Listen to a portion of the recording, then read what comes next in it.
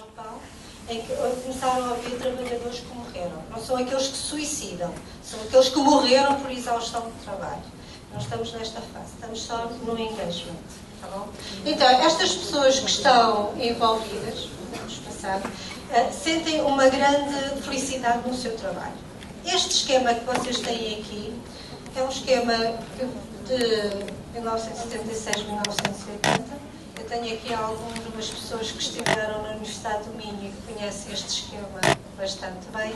E este esquema o que é que mostra? Se vocês virem do vosso lado esquerdo, encontram ali uma série de características do posto de trabalho que, combinadas, permitem às pessoas terem um determinado estado psicológico. E esse estado psicológico, se virem, é um sentimento de ser responsável por aquilo que fazem,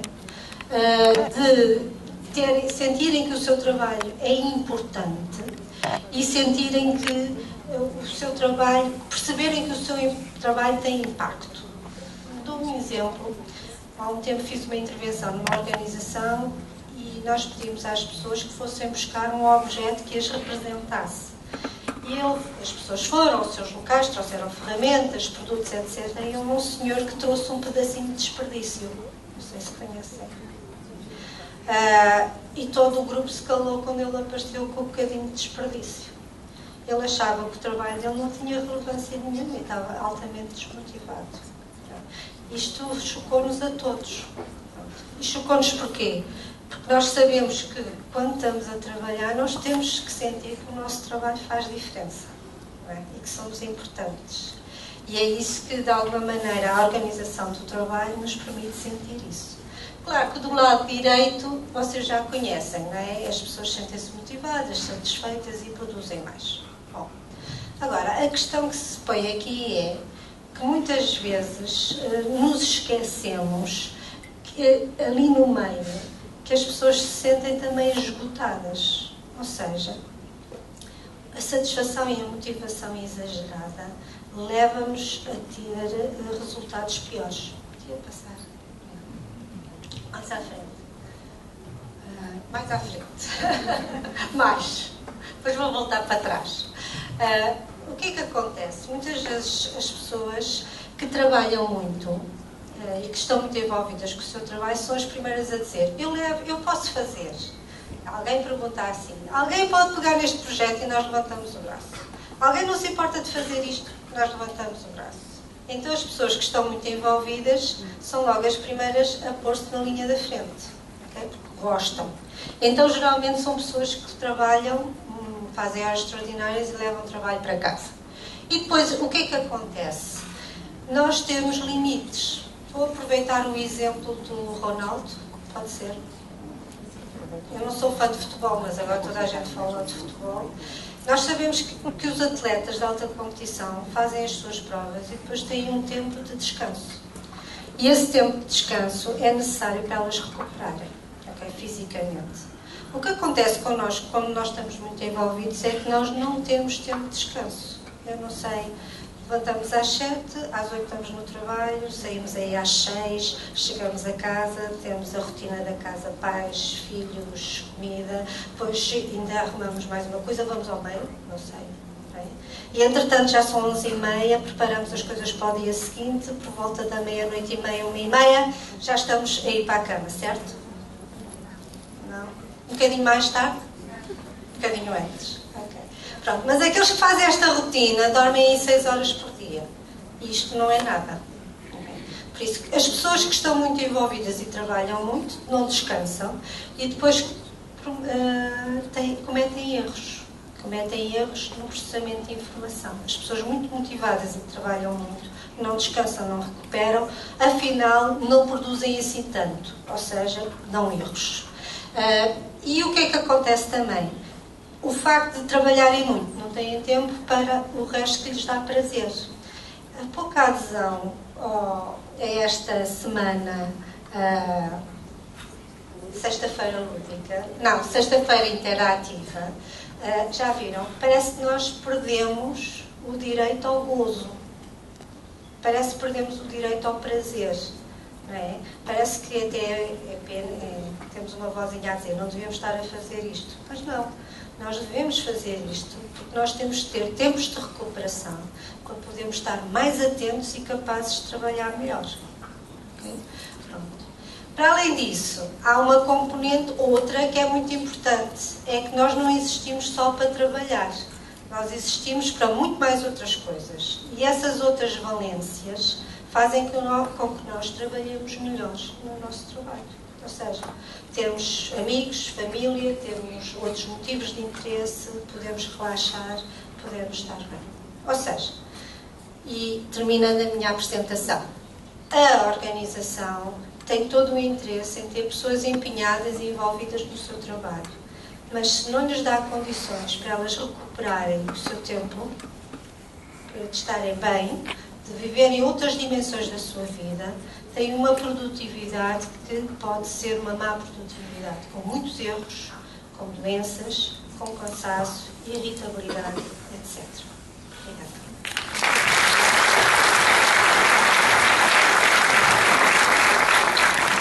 Bom, vamos agora passar a uma outra visão, a visão do lado da medicina. Deixem-me que só partilhe convosco aquilo que é a definição pela Organização Mundial de Saúde do que é saúde.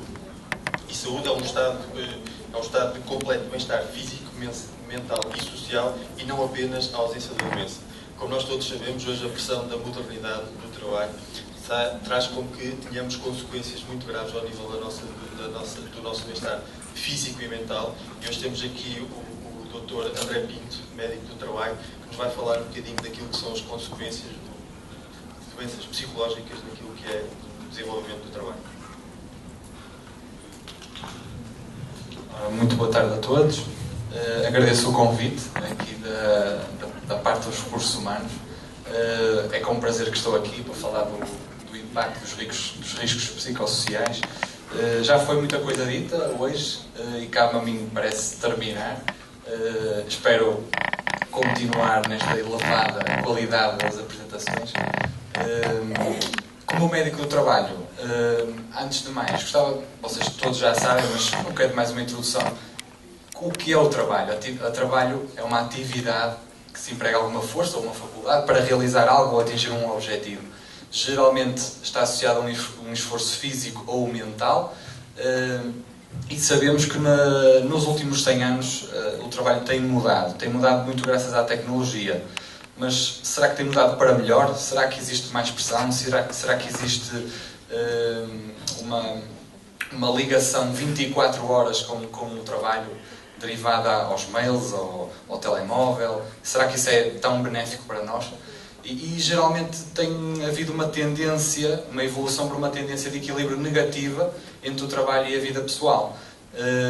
Isto porquê? Porque há um excesso da ambição pessoal, levando se calhar à tal situação da dependência do trabalho, as próprias obrigações familiares, porque no casal existe um elemento que está desempregado e temos que trabalhar mais para compensar, o tal ritmo da tecnologia, e tudo isto e muito mais leva aos tais riscos psicossociais.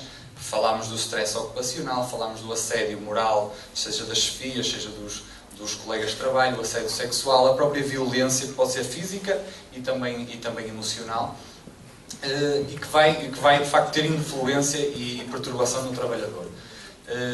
Claro que o atingimento depende da percepção, é algo subjetivo, quando geralmente os requisitos do trabalho superam a capacidade do trabalhador a encarar o problema.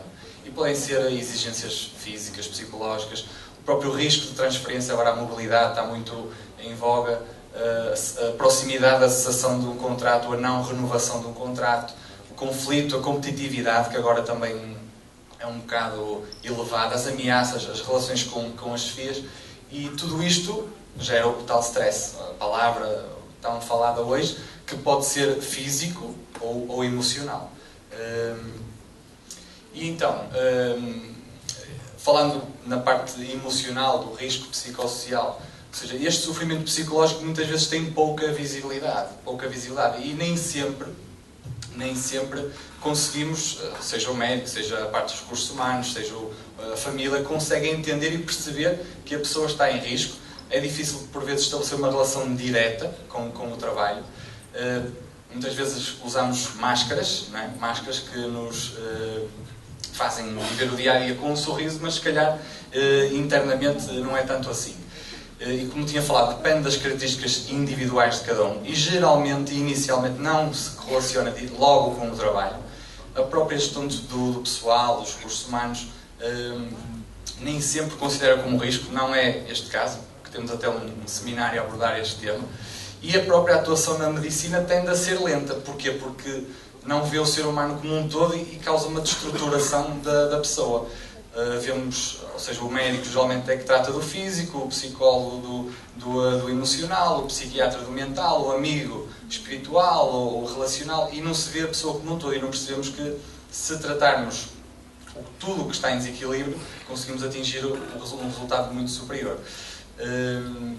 Pronto, só assim uma pequena estatística, vocês já repararam que isto de facto é um tema importante. Na Europa, relacionado com o trabalho, são uns 600, ultrapassam uns 600 milhões de dias perdidos relacionados com o trabalho. Surge em primeiro lugar como causa, como mais prevalente as doenças musculoesqueléticas. Depois, logo a seguir, vem o stress laboral. Existem estudos, vou apresentar alguns, devia ter apresentado alguns de Portugal, peço desculpa, mas no Canadá 30% da população considera que o trabalho é altamente estressante. Os próprios executivos empresariais, 50% tende a abandonar os seus cargos, e também os reformados, 70% afirma que o trabalho afeta de alguma forma a sua saúde. E nesta situação percebe-se que o stress é sempre um fator comum, um stress está sempre presente e causa metade dos dias perdidos é causado pela presença do stress. Claro que aumenta em situações de trabalho precário, em situações em que há um aumento da carga de trabalho, e todos os setores estão envolvidos. Não só, claro, como a principal causa de baixas e doenças ligadas ao trabalho são as doenças musculoesqueléticas, e uma pessoa tinha a tendência a associar um trabalhador mais físico como alguém submetido a um risco, mas todos os setores estão envolvidos, desde o setor financeiro, serviços, administração pública, porque de facto o stress começa a estar presente e começa-se a valorizar. Não posso deixar de falar também aqui um pouco na economia, que agora também está muito em voga. Claro que há perdas na produção, há custos com seguros, há perda de pessoal com experiência, é necessário contratar mais gente, formar novas pessoas, e estes custos relacionados com a perda de pessoas com experiência, com as baixas e com acidentes e incapacidades são elevados, e nos membros da União Europeia oscila entre os 2,6% a 3,8% do PIB. Isto em números corresponde a mil milhões de euros, ou seja, algo que nós se calhar não conseguimos imaginar. E se calhar acho que com isto já conseguimos perceber que o tema é importante, o tema é necessário uma atuação, é necessário uma abordagem. Falo também aqui nas famílias, não é? Porque claro, se o trabalho interfere com a nossa saúde, depois vamos levar para casa também todos os problemas, e muitas vezes vamos interferir no seio do casal e da família, com situações que não deveriam chegar à nossa casa. Pronto. Agora falando um pouco aqui da parte mais médica ou fisiológica do problema. Em 1930 houve um médico que começou já a estudar o efeito da exposição ao stress, não só físico, mas também psicossocial, e a conclusão que chegou é que nós adaptamos. E o eixo hormonal mais envolvido começa, claro, a nível cerebral, no hipotálamo, depois hipófise, suprarrenais, e termina com a produção de cortisol, uma hormona associada mais ao stress, pelas suprarrenais. Nós somos um sistema integrado, não é? Todas as células estão integradas, e o que nós pensamos, sem dúvida, e o que nos atinge, vai se refletir no físico. E atinge os vários sistemas, desde o sistema nervoso, cá em cima, não é? Ou seja, há uma deterioração de memória, há dificuldades cognitivas, há insónia, ansiedade, uma predisposição à depressão, até uma resposta inadequada à dor, algo que inicialmente não nos causaria dor, mas com estes níveis de cortisol, de stress, somos mais suscetíveis à dor. A nível gastrointestinal, todos nós sentimos já com certeza aquele friozinho no estômago, porque de facto o estômago existe bastante interação, ou seja, alterações na motilidade, na secreção, na absorção de nutrientes que podem culminar em síndrome de intestino irritável. E não é por acaso que também no sistema gastrointestinal é produzida em maior quantidade, ou seja, 95% da serotonina, que é a chamada hormona da felicidade, junto com a dopamina, mas é produzida no intestino. Ou seja, há muita relação com aquilo que pensamos, com aquilo que também comemos, também, já agora, e há muita relação, eixo cérebro-intestinal. A nível endócrino, claro, tendência a diabetes, aumento do apetite, aumento da gordura corporal. A nível imunológico, porquê? Porque são afetados os números de linfócitos natural killer, que são aqueles responsáveis por nos defender contra vírus e tumores. Quem sabe se também o stress não estará a fazer parte deste aumento do número de incidência de cancros, porque de facto há uma quebra no nosso sistema imunitário. Há uma evolução também para a atopia, ou seja, mais asma, mais alergias, rinites, porque altera-se uma relação entre células de defesa. Mais um. A nível comportamental, claro, já foi falado aqui, isolamento, agressividade, até o consumo de substâncias psicoativas, o álcool, as próprias faltas ao trabalho e também a presença, como foi falado, a presença no trabalho, mas sem produtividade, que muitas vezes é pior do que faltar. A nível organizacional, claro, há uma diminuição da produtividade, a própria degradação da imagem empresarial, que também os trabalhadores não estando envolvidos, não estando bem, a empresa acaba por sofrer. Outra coisa importante, que também muitas vezes é esquecida por parte dos médicos e também de outros profissionais de saúde, é que o emocional está muito relacionado com o físico. E muitas vezes não sabemos e não nos chamamos à realidade o porquê de... Quando uma pessoa, por exemplo, está com um ataque de asma, será que foi a tristeza que causou aquele ataque de asma? Se uma pessoa está com uma infecção urinária, será que não foi o medo de perder o emprego que causou aquela infecção urinária? Se estamos com problemas intestinais ou de estômago, um refluxo, será que não é uma preocupação? Será que não é uma preocupação a causa do problema? De facto, é importante começar a associar as emoções e, de facto, a medicina tradicional chinesa já o diz há muito tempo e já associa bastante a emoção ao sintoma físico. E é também importante nós começarmos também a perceber que as emoções têm reflexo no físico. Depois, temos também a parte das lesões musculoesqueléticas, que já, só por si, só pelo esforço físico já é um motivo, mas o stress, motivado pelos riscos psicossociais, tem uma tendência a piorar ainda mais, ou seja, a cronificar a dor, a prolongar os dias de baixa, aumenta a tendência para evoluir para a incapacidade e já está provado que existe uma associação positiva entre o stress, tensão psíquica e lombalgias, cervicalgias, dor no ombro, etc. Existe uma associação positiva. E sabe-se que a exposição simultânea aos dois tipos de riscos, físico e psíquico, torna um risco máximo, cria um risco máximo de aparecimento de lesões musculoesqueléticas. Tudo isto depende de fatores individuais, nem todos reagimos da mesma forma, e é isto também que o médico e todos que lidam com os trabalhadores têm que estar atentos ao perfil do trabalhador que nos chega. Depende do tipo de conduta da pessoa, da forma pessoal, de cada um encarar as exigências, da própria atitude e a capacidade de improvisação, muitas vezes, do trabalhador, a experiência prévia, sem dúvida que dizem que é a melhor escola, confiança na própria capacidade, confiança em si, o estilo de vida e a própria recompensa económica. Não é? Se formos bem recompensados e valorizarem o nosso trabalho, muitas vezes não só económico, mas também até uma palavra, isso também vai determinar a nossa abordagem. Está estudado também e já provado que as crenças, como tínhamos falado, podem facilitar a cronificação e a incapacidade laboral prolongada. Aqui um pormenor interessante que, no caso de uma lombalgia aguda, as crenças, independentemente do tratamento, do tratamento recebido, do tipo de dor, a crença pode prolongar a baixa até 4 semanas. Acho que é um dado interessante para perceberem a importância da parte emocional, neste caso as crenças psicológicas. E claro, este efeito só se irá repercutir se ultrapassar a capacidade compensatória de cada um. Pronto, como médico do trabalho, já vivenciei, já tive a oportunidade de falar com vários trabalhadores. Muitos deles queixavam-se dos riscos psicossociais, queixavam-se que estavam submetidos a alta pressão, que não estavam a conseguir lidar com o problema, e acho que, felizmente, as pessoas são obrigadas por lei. Existe uma lei que obriga uma vigilância anual dos trabalhadores, e já que o médico tem a oportunidade de contactar com o trabalhador, e que tal deixar uma marca no trabalhador, uma marca positiva, uma marca que pode alterar comportamentos.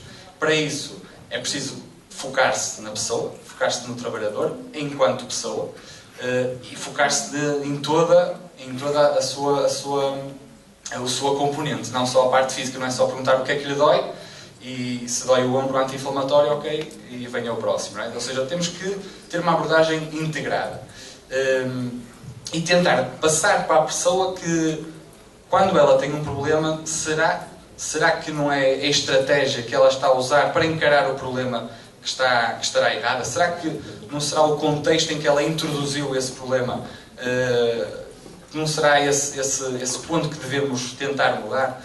Ou seja, vamos tentar passar para a pessoa a oportunidade de originar um remapeamento, ou seja, mudar paradigmas, mudar pensamentos, mudar atitudes, de forma a haver uma reorganização de estratégias, uma reorganização de emoções, de sentimentos e de condutas.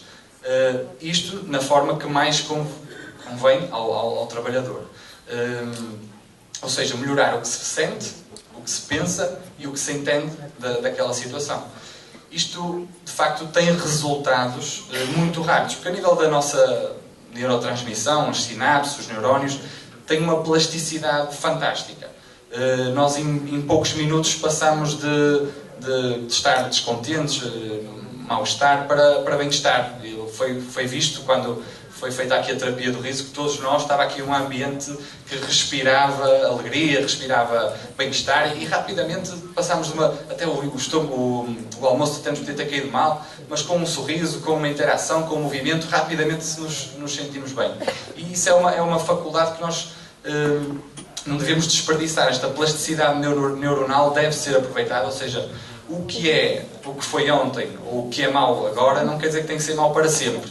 Ou seja, é possível mudar essas sequências, é possível mudar o caminho. Os neurónios podem estabelecer sinapses e escolher caminhos diferentes, caminhos no sentido do bem-estar.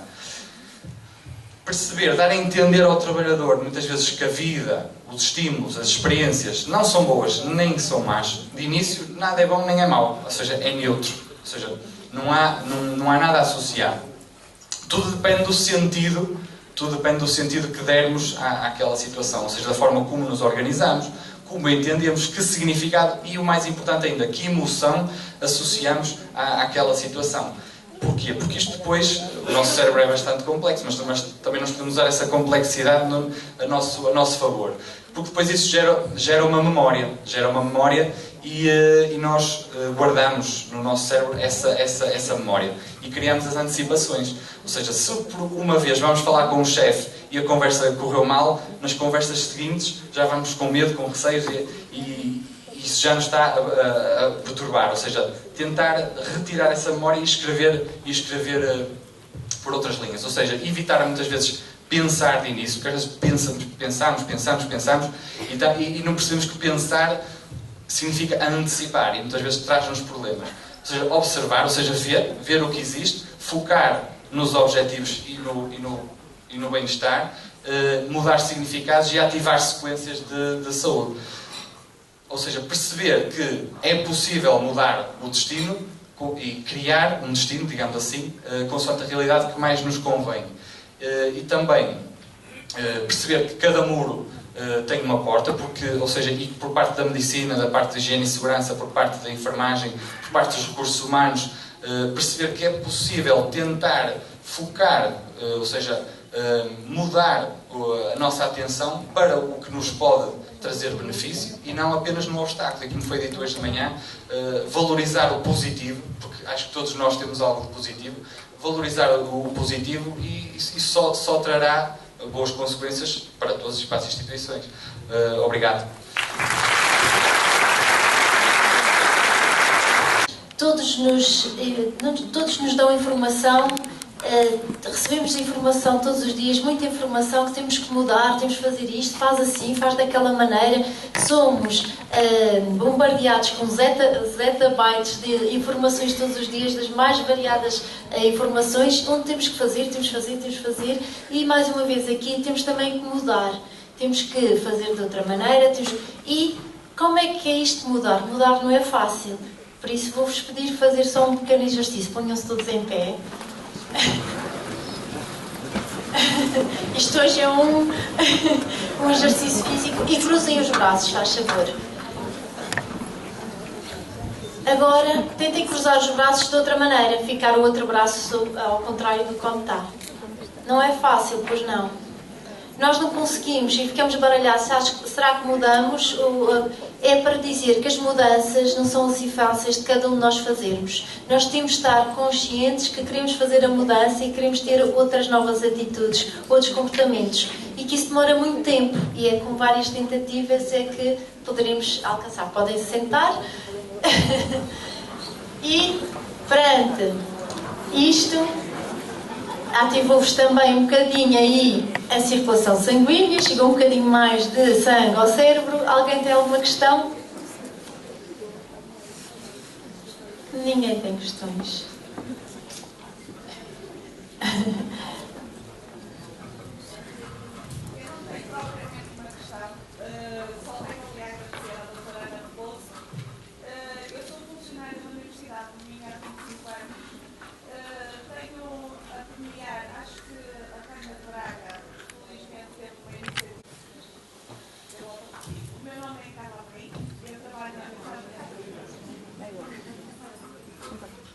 O meu nome é Carla Amorim, eu trabalho na Universidade de Minho há 25 anos. Tenho o privilégio de trabalhar e de já ter tido formações com a doutora Ana e ainda bem que a tive.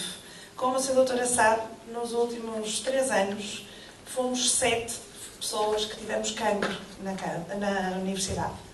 E eu sou uma das sobreviventes, graças ao que a gente aprendeu com ela e graças à nossa forma de ver estas coisas. Só tenho a agradecer este seminário e a oportunidade que a minha chefe me deu de estar aqui.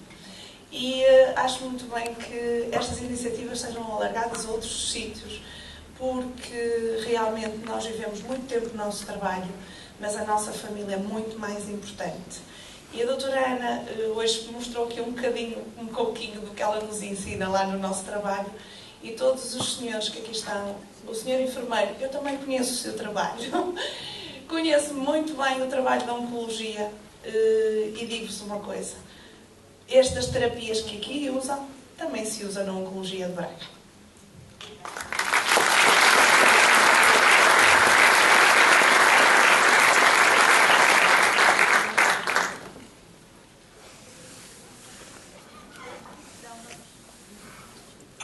Então vamos agora avançar. Não sei se há mais alguma questão. Não. Vamos então avançando.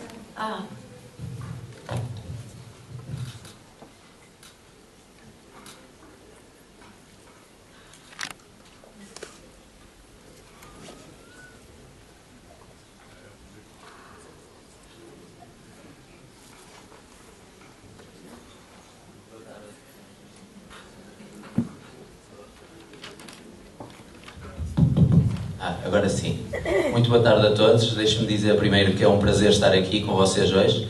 As várias partilhas, as várias experiências. Eu, como técnico de higiene e segurança do trabalho, acredito na partilha de experiências para uma contínua evolução. Dito isto, eu queria orientar uma pergunta para a Câmara de Braga e felicitar por o projeto, mas para entender melhor a vossa abordagem, eu gostava de saber se vocês estão mais inclinados, eu percebi que vocês estão mais inclinados para os leading indicators, não sei se estão familiarizados com o termo, que resultam da avaliação da performance, que acho que é na prevenção, e os lagging indicators, que medem os falhanços da organização.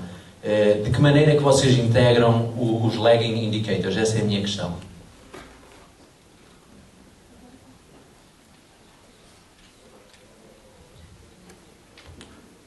Eu não sei se estou a saber responder tecnicamente à sua pergunta, mas vou tentar. Este projeto nasceu num mix. Digamos que nós não temos uma equipa grande nem com multidisciplinar e, portanto, aquele questionário que fizemos foi por amostragem e, portanto, não nos permitiu construir o projeto. Sabíamos que, portanto, pela amostragem que tínhamos, não estávamos em riscos muito elevados, mas que deveríamos atuar preventivamente e tendo em conta também todo o contexto socioeconómico. Sabemos que, por exemplo, as pessoas estão cada vez mais a ser penhoradas, que vêm para os seus locais de trabalho cheios de problemas de foro emocional. Temos a noção, por exemplo, a nível de sinistralidade, tendo em conta também a faixa etária dos nossos colaboradores, as exigências que fazemos, porque são pessoas que têm que, face às alterações legislativas, e julgo que as pessoas sabem isso tudo, têm que se redobrar em termos de competências. É preciso fazer postas na formação que às vezes não chegam na hora certa, nem no local certo. E, portanto, tendo em conta toda esta dinâmica, o projeto foi construído nessa perspectiva preventiva, mas foi um bocadinho mais longe, que acho que foi a parte que falhou aqui na exposição, não por culpa dos colaboradores do Departamento de Recursos Humanos, mas que não era tanta vertente que estava aqui a ser trabalhada. Foi também no sentido de, num município muito grande, às vezes até não pequeno, mas mais num município grande, e Braga já tem alguma dimensão, o que acontece é que as pessoas têm naturalmente tendência, como têm muitos problemas para resolver no dia-a-dia, como têm uma logística muito grande, de sentir a sua estrutura como delas. E, portanto, quando um município, alguém se dirige e diz, olha, aqui não é comigo, vá ali. O vá ali é quase outro município, percebe? E não se tem tanta noção numa empresa de quem é a entidade empregadora pública, porque nunca há um rosto da responsabilidade. A responsabilidade fica sempre muito diluída. E a ideia era aqui conseguir que nós, ao irmos a outros serviços, eu vou-lhe dar um exemplo comigo, que não sou de Braga e sou diretora aqui há pouco tempo, quando me falavam, algum colaborador dizia, doutor, eu queria marcar uma entrevista. E agora, por exemplo, fui visitar vários serviços, que só agora é que tive tempo, lá está. Eu sou, se calhar, o exemplo, o exponente máximo daquilo de negativo que aqui foi dito pela doutora Ana Veloso. Quando a pessoa conhece o rosto da pessoa, o nome, quando vai tratar do seu problema é completamente diferente. Então a ideia aqui deste projeto era nós irmos aos serviços e percebemos a dificuldade que os outros têm. Quando dizia na Quinta Pedagógica eu preciso de um colaborador, eu só percebi quando fui lá. Realmente dizia, quem é que trata do burro e do cavalo ao fim de semana? Não temos, doutor. Então quem vai para aqui tratar do burro? Eu percebi o quanto era necessário ter lá um colaborador, não é? E cá há anos, pelos vistos, que era pedir esse colaborador. E, portanto, a ideia era haver aqui não só um sentimento de pertença, mas também percebermos o que é que os nossos colegas fazem, como fazem, e até sentirmos alguma motivação. Porque, reparem, eu acho que trabalhar, não tenho muitos conhecimentos técnicos a esse nível, mas trabalhar tem que ter paixão e alma. A gente tem que vir bem disposto para o trabalho. Tem que vir contente, feliz, não é? Acordar e dizer, eu vou trabalhar. Isso deve ser uma coisa... Eu nunca tive isso. Eu vou trabalhar. E coitados que está comigo, não é? Porque eu vou mesmo trabalhar e gosto. Vou alegre, bem disposta. O stress para mim tem uma carga muito positiva. Né? Eu sou stressadíssima, mas talvez com a carga positiva que isso tem. Portanto, a ideia era... As pessoas têm muito medo da mobilidade. Porque eu vou mudar. Para a semana vou para a requalificação. A ideia da mobilidade vai para pior, não é? Portanto, a ideia é as pessoas conhecerem outros serviços, sentirem-se confortáveis e se calhar perceberem que não nasceram para ser assistente administrativa, nasceram para fazer pão. Ou não nasceram para... Ou se calhar nasceram, são técnicos presos na contabilidade, mas se calhar estão muito mais felizes nos recursos humanos. Os recursos humanos até é uma unidade de Entende? Portanto, não sei se lhe respondi à pergunta. A ideia do projeto era um bocadinho mais arrojada. Era que para as pessoas se terem mais um sentimento de pertença, promover a mobilidade como um aspecto positivo e as pessoas terem noção de que há várias competências em vários organos. Um assistente técnico na contabilidade não é a mesma coisa que ser um assistente técnico nos recursos humanos. Não é, ponto. E se calhar, ou no atendimento, e se calhar há pessoas que têm alma para fazer atendimento e outras não têm. A gente pode lhes dar a formação que eles têm a vida toda, eles não têm, ponto. Porque sorrir custa-lhes. Entende?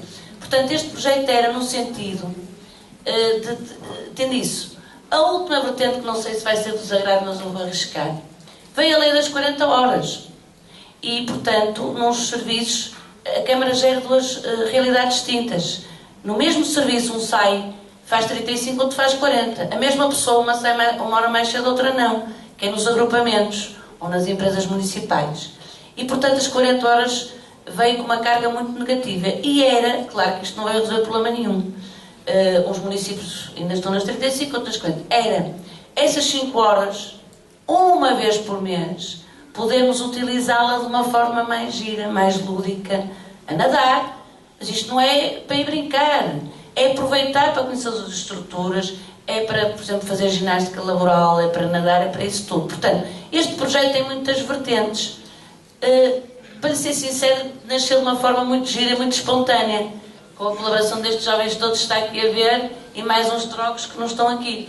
E não sei se vai dar resultados, se vai de encontro, mas eu julgo que sim. Agora é assim, nada cai do céu. Se os dirigentes e os colaboradores não só estão motivarem para isto vai cair mesmo. E pronto, e de cá estamos nós para ajudar de outra maneira. Mas a ideia era ter todas as vertentes, percebe o que eu quero dizer? Preventiva, curativa, promover a mobilidade, o espírito de pertença, porque nós, em situações mais relaxadas, as pessoas dizem assim, eu vou para o ginásio com o chefe. Não quero ver o chefe, estou farto de ver o chefe. É verdade, eu também não quero ver o meu chefe no ginásio. Pai, de preferência, eu acho o máximo vê-lo de vez em quando, mas todos os dias não é? Mas acho muito giro quando ele vai tocar a bateria, porque vejo o chefe, já é baterista já gosto. Não é? É um bocado isto, e portanto a ideia é nós desmistificarmos e aprendermos a estar uns com os outros de uma forma mais relaxada, sem ter a noção que é preciso chefias. As chefias terem noção que eles são muito importantes, mas que também têm que lidar de outra forma com os colaboradores e mais abertos. Eu já aprendi muito em 3 anos e quero aprender muito mais, portanto este projeto era um bocado isso tudo. Não sei se lhe respondi à pergunta, mas... Não, está ótimo. Divergiu um bocadinho, mas no fim deu uma resposta. Ok. E agora eu vou só, desculpem lá, vou aproveitar o microfone para fazer aqui uma apresentação, que é a doutora Cristina Almeida, que veio de uma empresa de Ovar, e que o município de Ovar convidou para estar aqui também presente, porque eu descobri que ela tem uma criatividade, uma imaginação enorme, e que tem práticas giríssimas. Não vos queremos maçar muito. A ideia agora é termos aqui 5 minutos de conversa. Isto é uma equipa multidisciplinar, ok? Psicólogos, médicos, enfermeiros, técnicos de higiene e segurança, dirigentes, a palavra negativa que isso possa ter, técnicos de empresas privadas, e a ideia de estarmos aqui era só falta o café mesmo, mas vai ser lá fora, não vou embora, porque vamos ter uma aula muito gira de dança com um catering engraçado e esperemos que o nosso presidente venha encerrar isto, mas a ideia era ter assim um ambiente descontraído, como se estivéssemos todos a tomar café e falarmos de uma forma descontraída e termos aqui todos nós a pensarmos nestas realidades. Porque também não entrar em fundamentalismos, calma, eu acho que não podemos entrar, mas todos nós podemos fazer a diferença no nosso posto de trabalho e em casa, e se tornarmos isto mais divertido, sendo exigentes com a função, produzindo, mas de uma forma mais divertida.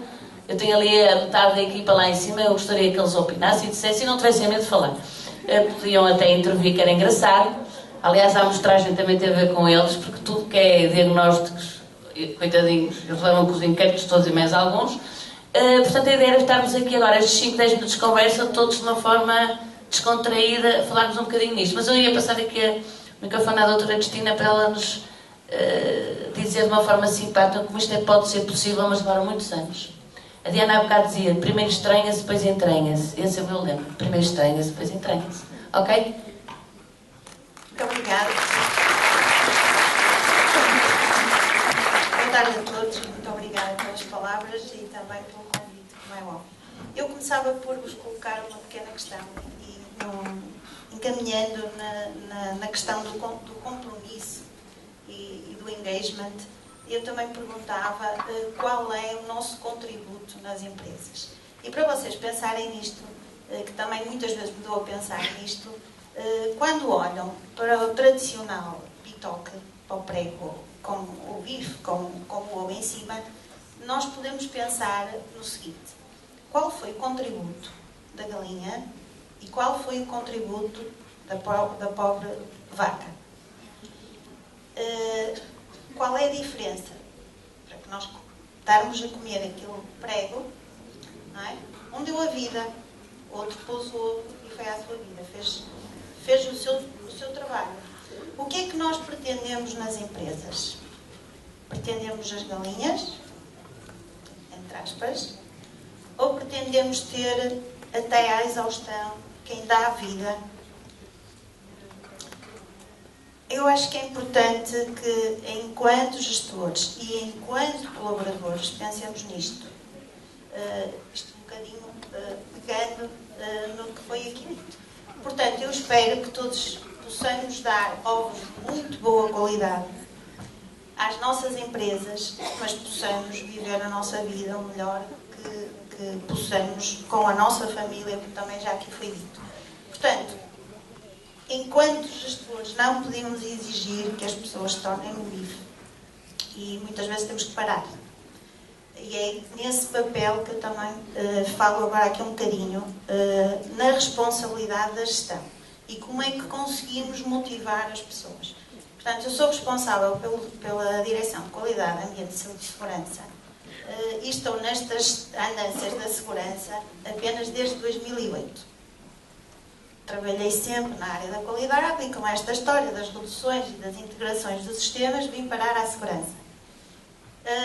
Abracei o desafio, como é óbvio, com o maior dos gostos, mas também com medo, o que é isto, que monstro é este que me colocaram agora nas mãos. E fui à procura de aprender algo que não sabia, não é? Como é óbvio. E comecei-me a perceber que realmente, mais do que as condições de trabalho, que felizmente posso dizer que trabalho numa empresa que se preocupou sempre com esse aspecto das condições de trabalho, mais do que as condições de trabalho, temos o problema dos ritmos de trabalho e da organização do próprio trabalho. E a empresa onde trabalho, que é uma multinacional do ramo automóvel e que para muita gente isso já diz alguma coisa em termos de ritmos, trabalha 24 horas, tem todo o tipo de organização em termos de turnos que vocês possam imaginar, desde os turnos rotativos a turnos fixos, turnos de madrugada, turnos de fim de semana, portanto tem uma complexidade muito grande mediante a área de negócio em que estejamos a falar e temos que lidar com tudo isso. E foi aí que me apercebi que realmente o que preocupa mais as pessoas, quando em 2010 começámos a fazer também um inquérito nesta área, não na área dos riscos psicossociais, mas porque esse também é o meu entendimento, que não podemos separar as coisas. E as pessoas são um todo. Não dá para separar a mente do corpo e vice-versa. E então fizemos uma avaliação de riscos completa, transversal, a toda a organização, desde o diretor-geral até aos colaboradores, toda a gente foi convidada a participar. Felizmente tivemos cerca de 500 participações, o que nos deu uma amostragem muito boa do qual era a realidade da empresa. E então foi aí que nos apercebemos que realmente o stress, os níveis os ritmos de trabalho e uma questão que não foi aqui falada, mas que no meu ponto de vista também, pelo menos a nós afeta-nos, que é o que chamamos da hipersolicitação. As pessoas são solicitadas a fazerem muita coisa ao mesmo tempo. Não é a polivalência, mas a hipersolicitação, em que no mesmo ou num curto espaço de tempo as pessoas têm que fazer muita coisa.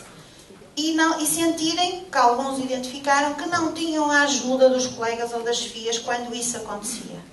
Então aí isso já não tem a ver com as condições de trabalho, se está frio, se está calor, se tem luz, se tem ruído, porque isso nós medíamos enquanto técnicos e avaliávamos e intervíamos. Mas tem a ver com as relações. Então foi por aí que nós começámos a intervir, ao nível das relações entre colegas e entre chefias. E então começamos a fazer umas coisas, umas mais engraçadas, outras nem por isso, mas o caminho faz-se caminhando e então, quando víamos que não funcionava, alterávamos e fazíamos outras. Portanto, muitas das coisas que se falou aqui durante o dia de hoje, nós fizemos, as sessões de risoterapia, inclusive a técnica que começou isso connosco, sessões de zumba, por exemplo, a ginástica laboral já fazíamos há muito tempo, mas fazemos numa situação diferente do que foi aqui abordado, porque a nossa ginástica laboral é diária e são 5 minutos no início do trabalho e funciona não só como um aquecimento, uma vez que a maior parte dos funcionários têm depois um risco físico nas atividades repetitivas que temos, sejam elas de produção, sejam elas administrativas,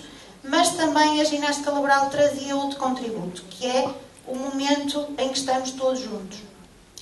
Às 8 horas, imagino que é o turno de dia, às 8 horas, antes de se ligar a uma linha onde trabalham 25 pessoas, essas 25 pessoas estão reunidas no início da linha e fazem todos aquela sequência de exercícios que foi definida pela fisioterapeuta mediante a atividade física que essa mesma linha tem e fazem então a ginástica.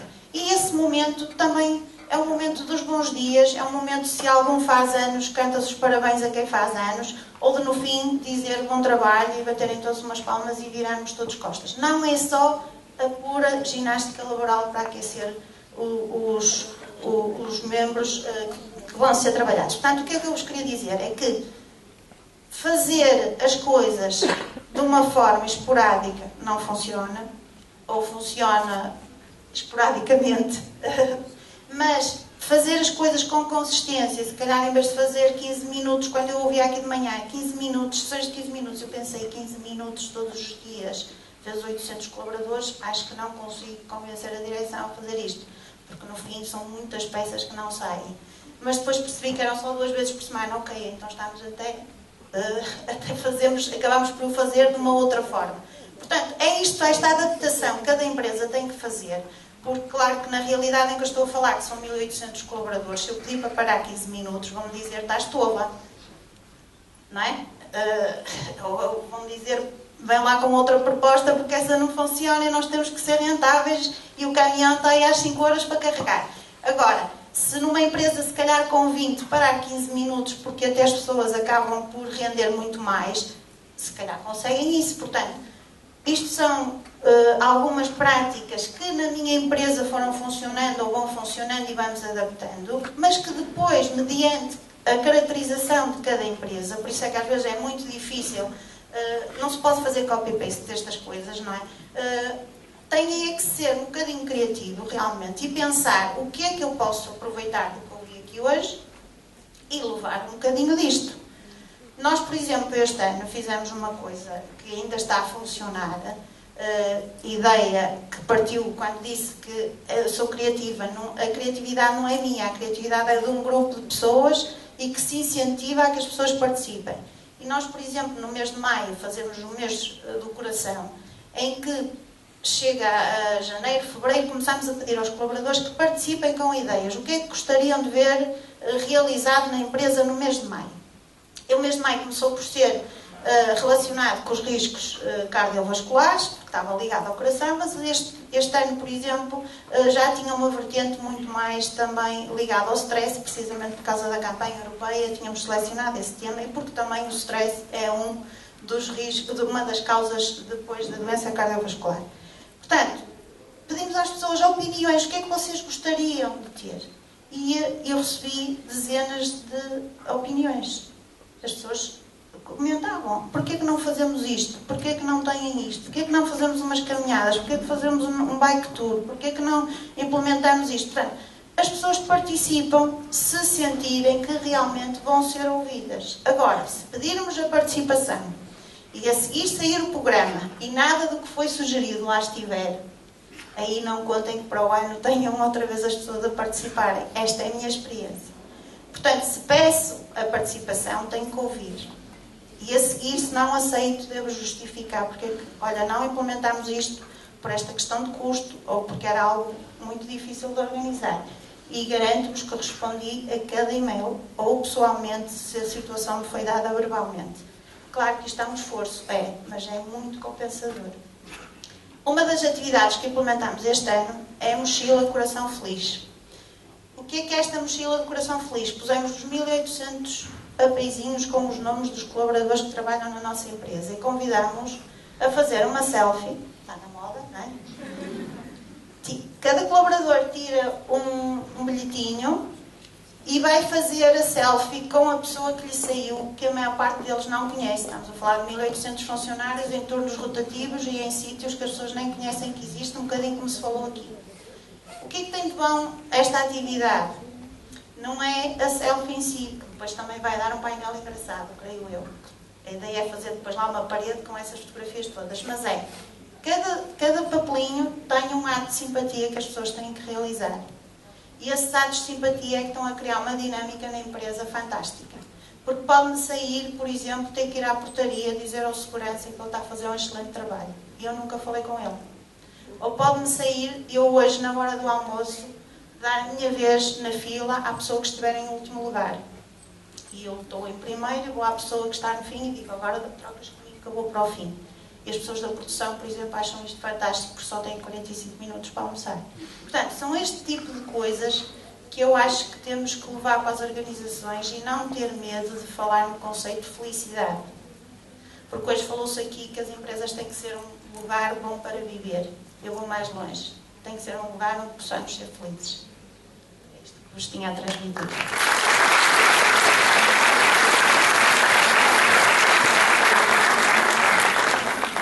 Bom, eu gostava de vos partilhar convosco algumas das experiências e algumas das atividades que nós temos vindo a desenvolver na Câmara Municipal de Lisboa sobre esta matéria. Dizer um bocadinho antes que a pergunta feita por aquele técnico dos indicadores LEG e LEED é uma excelente pergunta, mas eu acho que não tem aqui hoje grande razão de ser, porque tem alguma complexidade conceptual e, portanto, mas não deixa de ser uma excelente pergunta e dizer que na Câmara de Lisboa neste momento estamos a concentrar muito nessa matéria porque estamos cheios de indicadores de resultados, mas temos muito poucos indicadores de processo e acreditamos nós que essa é uma forma de chegarmos aos objetivos que pretendemos na área da sinistralidade. Bom, relativamente a esta área, eu, semelhante à doutora Cristina, eu também estou há cerca de 2, 3 anos nesta área. É uma área absolutamente nova para mim, a minha área de formação, a área da gestão, e portanto eu não me sinto bem, mas confesso que com o estudo e com o contacto que eu comecei a ter com esta área, sou hoje um profundo apaixonado e estudioso sobre todas estas temáticas. Agradeço alguns ensinamentos da professora, porque de facto tenho aqui algumas coisas a emendar, mas dizer-vos que começámos há cerca de 1 ano e pouco com aquilo que eu acho que, porventura, neste enquadramento é o que mais tem sentido, com o programa 100% bem, demos deste nome, 100% bem saúde ocupacional.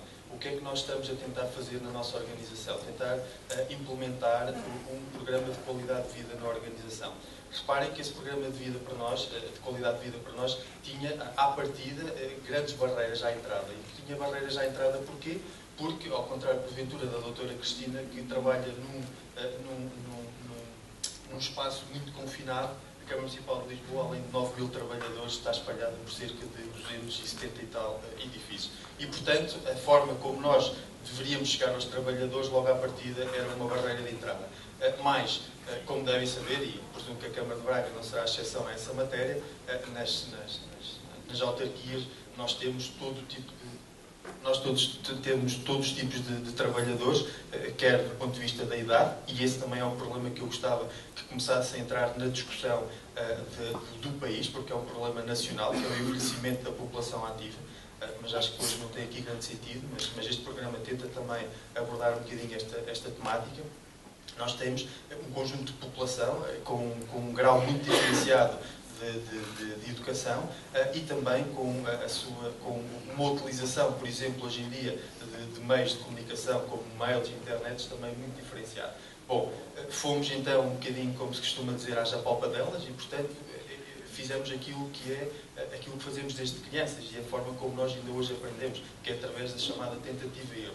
E fomos lançando um conjunto de iniciativas e tentar perceber de que forma é que isso tinha influência no comportamento da nossa população, neste caso, dos nossos trabalhadores. Nós não podemos esquecer, do ponto de vista prático, parece uma verdade latalice, mas é verdade. Uma pessoa doente é um trabalhador doente e, portanto, do ponto de vista prático, aquilo que nós temos que também tentar com este programa, e queremos com este programa, tentar induzir hábitos de vida saudável. E não é hábitos de vida saudável de forma impositiva, como hoje se fala e se discute a nível nacional, como, por exemplo, aumentar a taxação das batatas fritas, ou isto. Não tem a ver com isso. Acho que o livre-arbítrio e a liberdade das pessoas não deve ser beliscada, mas tentar fazer ver-lhes que, do ponto de vista prático, a sua saúde, hoje vivemos muito mais, e queremos viver muito mais e melhor, porque chegamos à conclusão que muito provavelmente vivemos mais, mas nos nossos últimos anos de vida são anos que muitas das vezes não são anos agradáveis. Aliás, do ponto de vista de saúde e daquilo que hoje se discute do financiamento do nosso Sistema Nacional de Saúde, para terem uma noção, eu também não tinha, estava a ler estudos há pouco tempo, nós gastamos mais ao Serviço Nacional de Saúde nos nossos 2 últimos anos de vida. Okay? Portanto, temos um custo ao Serviço Nacional de Saúde relativa média até aos últimos 2 anos de vida, nos 2 últimos anos de vida. Disparamos brutalmente os custos e, portanto, temos que tentar induzir na nossa organização hábitos de vida saudável. O que é que nós temos vindo a fazer? Começámos muito pela temática do stress. Nós hoje sabemos que o stress é algo que está muito presente nas organizações. Tem a ver, muitas das vezes, com aquilo que é hoje a organização do trabalho, tem hoje a ver com aquilo que é a pressão da modernidade e das responsabilidades que temos com a família e tudo mais, e, portanto, implementámos um projeto que é o Sem Stress. O Sem Stress mais não é do que um conjunto de atividades que são realizadas durante um quarto de hora, meia hora, muito semelhantes àquelas que foi feita aqui a seguir ao almoço. Tivemos já várias terapias do riso, tivemos outro tipo de atividades, mas que serve de facto para as pessoas relaxarem. Temos neste momento um protocolo assinado com a Faculdade de Nutricidade Humana para avançarmos também com um projeto de relaxação, e este aqui, porque eu acho que é uma coisa que nós hoje em dia temos que começar a falar, e nós queremos começar a falar sobre isso na Câmara Municipal de Lisboa, é que este tipo de atividades não podem ser atividades que são faladas em auditório ou aplicadas nas organizações e nós não sermos capazes de medir o seu impacto. Temos que ser capazes de medir o seu impacto através de pequenas atividades que vos vou contar quais são. Por exemplo, nós fizemos e convidámos no mês do coração um cardiologista a ir à organização e num conjunto de vários edifícios não estar a falar muito sobre a questão da tensão arterial e tudo mais, mas ensinar as pessoas a ter um hábito de vida que é, pelo menos uma vez por semana, uma vez por mês, medir a sua tensão arterial. E, se não se quiserem dirigir à farmácia, disponibilizamos, neste caso, cerca de 20 medidores, o próprio médico ensinar como é que se deve fazer. A que horas se deve fazer, qual é o ritual que se deve ter, como é que se deve pôr a braçadeira, um conjunto de iniciativas. E nós fizemos uma coisa, temos que medir o impacto desta atividade. O impacto desta atividade, claramente, era tentar, na população em que nós estamos, fazer com que houvesse a identificação de pessoas que tivessem com a tensão arterial alta e as pudessem baixar através da indução de um comportamento qualquer. O desafio que propusemos a algumas pessoas foi assim: bom, vai fazer hoje aqui às pessoas que tinham tensão arterial, vamos-lhes lançar um desafio. Há 3 coisas que pode, porventura, fazer para baixar a sua tensão arterial. Começar a fazer exercício físico, diminuir a quantidade de sal consumida e a outra, peço desculpa, já não me recordo. E fazíamos aquilo que pedíamos à pessoa, era assumir um compromisso connosco, a pessoa assumia um compromisso connosco e nós, passado um mês, voltávamos a ir ter com aquela pessoa e medir-lhe a tensão arterial para perceber se aquilo que foi a nossa ação naquele dia teve ou não teve um impacto naquilo que foi o comportamento daquela pessoa. Temos vários rastreios realizados ao longo do ano, ou seja, este programa 100% bem, também gostava de dizer que é uma tentativa de incrementar um programa de qualidade de vida, ou seja, não uma coisa que é feita de vez em quando, mas uma coisa com caráter permanente, okay? Anual, já vamos no 2º ano.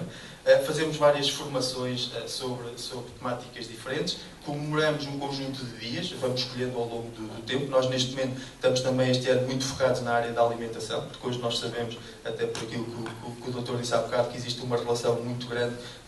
Existe hoje muito aquela expressão de que nós somos aquilo que comemos e, portanto, isso para nós é muito importante e temos a capacidade de induzir um conjunto de boas práticas, porque temos a gestão, e também está neste departamento, a gestão de cerca de 12 refeitórios municipais e, portanto, tentarmos induzir. Temos caminhadas, frequentemente organizamos caminhadas na hora do almoço. Portanto, trabalhadores na hora do almoço dão caminhadas connosco e tem sido, confesso-vos, um grande sucesso. Nós não estávamos à espera, mas tem sido um sucesso. A última caminhada tivemos inclusivamente que chamar a Polícia Municipal porque eram cerca de 200 pessoas e, portanto, tínhamos algum receio do passeio e tudo mais, e os carros a passarem.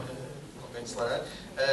Temos feito uma coisa que eu acho muito interessante e tem tido um sucesso tremendo, e aqui já estou a falar um bocadinho mais de DMRH, Direção Municipal de Recursos Humanos, que é a Feira de Talentos, Hoje nós vínhamos, não sei se vos acontece na Câmara de Braga, mas na Câmara de Lisboa, quando é o Natal ou algo assim do género, a cada piso que vamos estão-nos a dizer: não quero comprar os chocolates que a minha filha faz, não quero comprar as pulseiras que eu faço, não quero comprar os bordados que eu... Bom, calma aí, há aqui imenso talento, há coisas absolutamente giras, divinais, então vamos fazer uma coisa, vamos fazer feiras de talentos e, portanto, não direi como mensalidade, mas várias vezes repetidas ao ano, as pessoas inscrevem-se e nós deixamos que eles, de alguma forma, comercializem e mostrem aqueles trabalhos que fazem em sua casa. Temos também, hoje, do ponto de vista prático, programas muito vocacionados. O programa Para a Pensar e Mudar, que é para as dependências, que é um problema, de facto, que nós temos muito grave na nossa organização. E, para acabar, vamos começar a tratar com algum afinco aquilo que o doutor hoje aqui falou e que é muito importante. Hoje nós temos, inclusivamente pelo medo que está instalado nas organizações, com o clima económico que temos no nosso país e tudo mais, nós temos um fator que se chama presentismo, que é exatamente aquelas pessoas que estão no trabalho, mas não produzem. E, portanto, porquê? Porque estão doentes e não querem ficar em casa porque têm medo de perder o emprego, porque estão e padecem de doenças de foro mental e, portanto, nem têm a noção de que não estão a fazer nada no trabalho. Estamos a falar de uma Câmara Municipal com 9 mil trabalhadores, como devem calcular. Nós temos escala, é só isso. A diferença entre Lisboa e Braga tem única e simplesmente a ver com a escala. Os problemas, porventura, são muito semelhantes. Na Câmara de Lisboa tem uma escala muito maior. Nós estamos neste momento e vamos abraçar com grande força este projeto, porque queremos acabar, de facto, com o absentismo e diminuir o absentismo, sendo que parte da luta do absentismo, além de regras que temos que impor na organização, passam por este programa 100% bem, onde nós queremos a nossa população cada vez mais saudável, porque sabemos que uma população mais saudável é mais produtiva e, fundamentalmente, é mais feliz. Obrigado.